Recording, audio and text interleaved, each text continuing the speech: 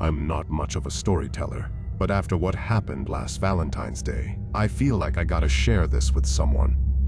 Just to give you a bit of background, I'm a normal girl, working a 9-to-5 job, living in a small town where pretty much everyone knows everyone. Valentine's Day has never been a big deal for me, especially since I was single at the time. The day started off pretty normal. I went to work, came home, and decided to grab dinner at a local diner I frequent. It's a cozy place, not too fancy, but with good food. Being Valentine's, the diner had a few decorations up, nothing too extravagant, just enough to set the mood. I ordered my food and sat down to eat, minding my own business. Halfway through my meal, the waitress came over with a red envelope. "This was left for you," she said with a smile. I was puzzled because, like I said, I was single and wasn't expecting anything. I opened the envelope and found a Valentine's Day card, but what was written inside threw me off. It read, "Can't wait to finally meet you tonight. Been watching you for a while, and I knew I had to make my move. See you soon." Chills ran down my spine. I looked around the diner, but nothing seemed out of the ordinary. I thought maybe it was a mix-up or a practical joke from one of my friends. I decided to brush it off and finish my meal. When I left the diner, it was already dark out. The streets were quiet, with most people probably having their romantic dinners indoors. As I walked home, I couldn't shake off the feeling of being watched. I kept looking over my shoulder, but I didn't see anyone. It was only a 10-minute walk from the diner to my place, but that night, it felt like an eternity. When I finally got home, I made sure to lock the door behind me. Trying to distract myself, I turned on the TV and tried to forget about the weird card. But about an hour later, there was a knock on my door. My heart started racing. I wasn't expecting anyone. I went to the door and looked through the peephole. There was a man standing there, someone I didn't recognize. He was tall, with a hood pulled over his head, making it hard to see his face. I didn't open the door. Instead, I asked through the closed door, "Can I help you?" The man just stood there for a moment before he said, "I think you got my card. I've been waiting to meet you." His voice was calm, but it sent shivers down my spine. How did he know where I lived? I didn't respond, hoping he would just leave. But he didn't. Instead, he started knocking on the door harder, calling out my name, telling me we were meant to be together. That's when I called the police. While I waited for them to arrive, the man kept knocking, his words turning from affectionate to angry. He started shouting, demanding I open the door, saying things like he couldn't be kept away from me. The police arrived about 10 minutes later, but by then, the man had vanished.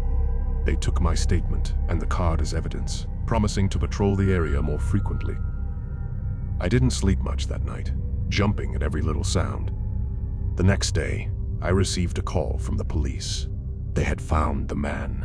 Turns out, he was from a nearby town and had a history of stalking. He had mistaken me for someone else he had seen in the diner a few weeks back. The police assured me he wouldn't be bothering me or anyone else again for a long while.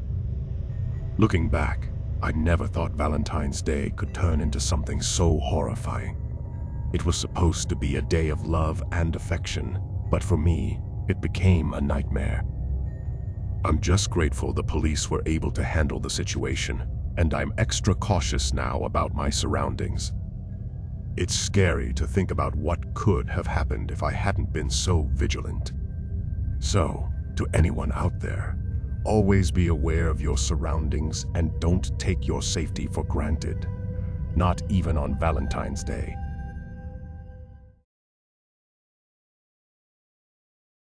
So, diving straight into it, last Valentine's was something out of a horror flick rather than a love story.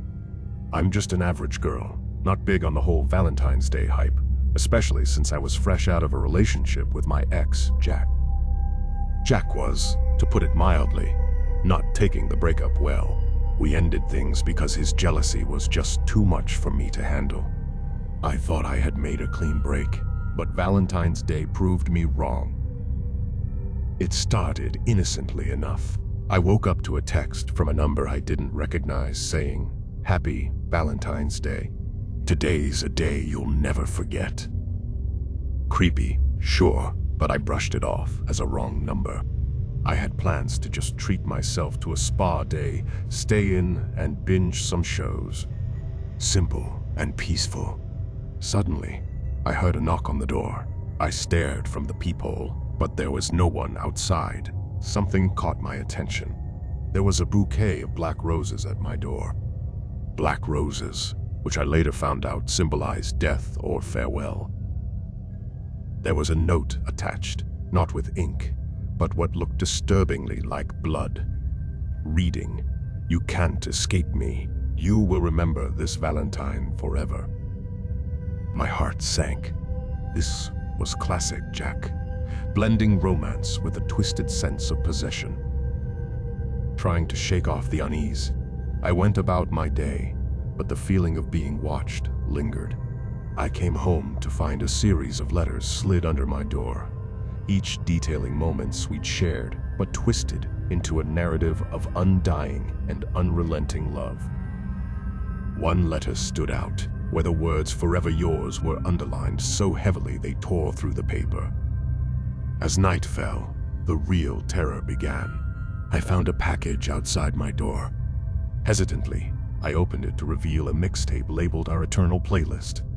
Each song had been altered, with Jack's voice interjecting between tracks, whispering things like, "Listen," and "Remember me," and "Love never dies."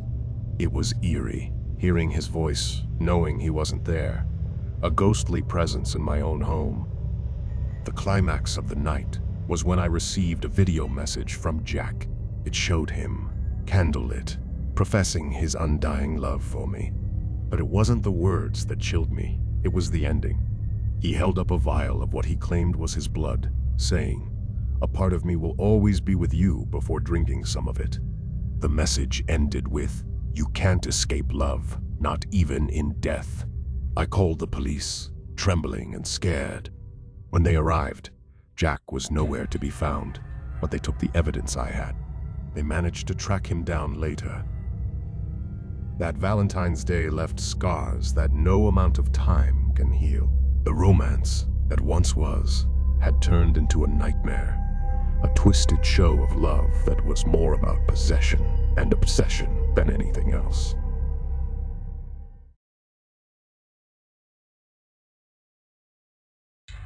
I was just a regular girl living a regular life. I wasn't big on Valentine's Day, especially since I was riding solo this year. But this particular Valentine's, something odd happened that I still can't wrap my head around. It started off like any other day. I went to work, came home, and was ready to spend the evening curled up with a good book. But when I got home, there was a red envelope sticking out of my mailbox. Weird, I thought, since I wasn't expecting anything. Inside was a Valentine's card, but it was what was written inside that really threw me for a loop.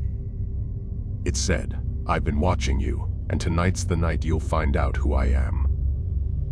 Now, I'm not one to get scared easily, but this sent chills down my spine. I looked around, half expecting to see someone lurking in the shadows, but there was no one. Trying to shake off the creepiness, I made myself some dinner and tried to forget about the card. But then, the doorbell rang. I wasn't expecting anyone, so I cautiously peeked through the peephole. No one was there. When I opened the door, there was another red envelope on the doorstep. This time, the message inside was even more direct. "Look outside your window at 8 p.m., it read. I glanced at the clock. It was 7:58 p.m. Curiosity got the better of me, and I couldn't help but wonder what this was all about. As the minute hand hit 8, I pulled back the curtain and looked out. There, in the streetlight's glow, was a figure holding a bouquet of roses and a sign that read, "Will you be my Valentine?" For a moment, I was frozen, trying to make out the face, but then the figure stepped into the light. It was my neighbor, Tom, from a few doors down. He was grinning from ear to ear, looking more nervous than anything. I opened the window, and he shouted, I was too shy to ask you out the normal way. I hope I didn't scare you too much." Relief washed over me, mixed with a bit of amusement. All that suspense for a Valentine's Day confession. I couldn't help but laugh. "You could have just knocked," I shouted back. We ended up talking for a bit, and he explained how he wanted to do something memorable. Memorable it was. And scary? Definitely. Looking back, it was a Valentine's Day full of suspense and surprises, ending in a way I never would have expected. And as for Tom and me, let's just say that was the beginning of our own little story.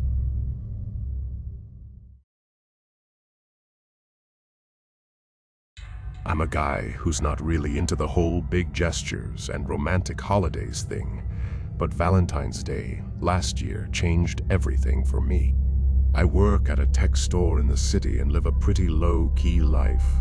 Mostly just me and my dog in a small apartment. I never really thought much about Valentine's Day until I started receiving anonymous notes at my workplace. It began innocently enough, a card left on my car windshield with a simple Happy Valentine's Day message. No name, nothing too weird, just a bit odd since I hadn't dated anyone in a while. I shrugged it off, thinking maybe it was a mix-up or a friend playing a prank. But then, things escalated quickly. The next day, another note appeared, this time taped to my apartment door, saying, "I can't stop thinking about you." This freaked me out because it meant someone knew where I lived. I started looking over my shoulder, wondering which of the faces I passed every day could be stalking me. Valentine's Day arrived, and with it, a larger envelope was waiting for me at work. Inside was a lengthy letter describing how much this person admired me, details about what I wore on specific days, and how they felt we were meant to be together. The letter was detailed, crossing the line from admirer to creepy stalker. It mentioned places I frequented that I hadn't told anyone about. My anxiety skyrocketed. I felt watched, unsafe in my own routine. I decided to take action, filing a report with the police and notifying my workplace's security. The climax of this ordeal happened on the evening of Valentine's Day. After a long and tense day at work, constantly looking over my shoulder, I came home and found a bouquet of roses and another note on my doorstep. This one was different, though. It said, "I'll be waiting for you in the park tonight. It's time we met." The park mentioned was one I sometimes visited with my dog, but I had never mentioned this to anyone. Fear and curiosity battled within me, but safety won. I called the police again and handed them the note. They agreed to accompany me to the park, planning to catch my stalker in the act. The park was eerily quiet, the usual evening joggers absent, likely due to the holiday. We waited in the shadows, and after about an hour, a figure approached the designated meeting spot. The police moved in swiftly, and the figure tried to flee but was quickly apprehended. It turned out to be someone I recognized. A customer from the tech store, someone I'd helped a few times with minor issues. She explained that her only intention was to convey how much she admires and likes me. She didn't expect that I would be so scared about all of this. My reply was, "It's okay. Your intentions were not wrong, but your method was." She apologized to me, and I accepted it. The aftermath involved a restraining order and a lot of personal reflection. I had to change my daily routines, became more guarded, and invested in better security for my home. The experience left me shaken, questioning the intentions of strangers and acquaintances alike. Did I do the right thing by involving the police? Or should I have taken a chance and met her in person? What do you think? If you were in my place, how would you have handled this unnerving situation? I'm really curious to hear your thoughts and what your instincts tell you about dealing with a situation as precarious as this one.